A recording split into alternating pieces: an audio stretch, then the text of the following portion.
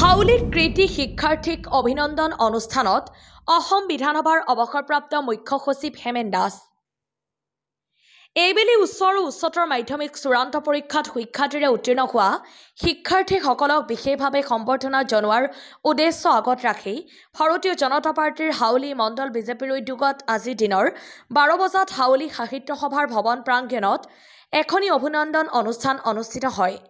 দলৰ হাউলি মণ্ডলৰ সভাপতি গগন দাসৰ পৌৰোহিত্যত অনুষ্ঠিত হোৱা সভাখনত অসম চৰকাৰৰ কেবিনেট মন্ত্ৰী ৰঞ্জিত কুমাৰ দাস, অসম বিধানসভাৰ অৱসৰপ্ৰাপ্ত মুখ্য সচিব হেমেন দাস, হাউলি BS কলেজৰ অধ্যক্ষ ভূষণ চন্দ্ৰ পাঠক, অৱসৰপ্ৰাপ্ত শিক্ষক নাৰায়ণ গোস্বামী আদিয়ে উপস্থিত থাকি শিক্ষাৰ্থীসকলক উদ্দেশ্যি সুন্দৰ পৰামৰ্শমূলক বক্তব্য আগবঢ়োৱাৰ লগতে প্ৰকৃততে সমাজত এজন সুনাগৰিক হ'বলৈ আহ্বান জনায়।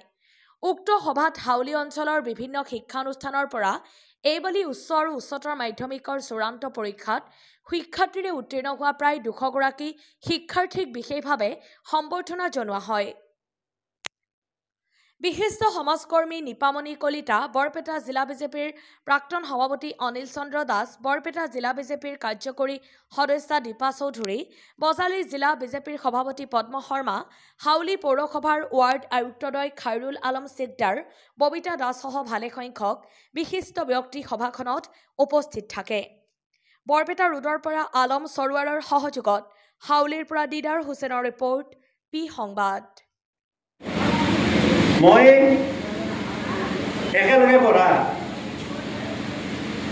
এজন মই গাড়ীৰ পৰা নামিছোঁ, তেতিয়া মই সৰভোগত চাকৰি কৰি আছোঁ। সেই বাছ ষ্টেণ্ডত থিয় হৈ আছে হাউলি চকত। মই তাক পিঠিত থপৰিয়াই দিলোঁ, অ' ভাই কি খবৰ? বহুত সময় মাতা নাই। তাৰপিছত কৈছে যে মই এতিয়া বৰপেটা ডিষ্ট্ৰিক্টৰ অফিচাৰ। হয় নেকি? মই তেনেহ'লে আপুনি বুলি ক'লোঁ যে আপোনাক মই পিঠিত থপৰিয়াই দি ভুল কৰিলোঁ।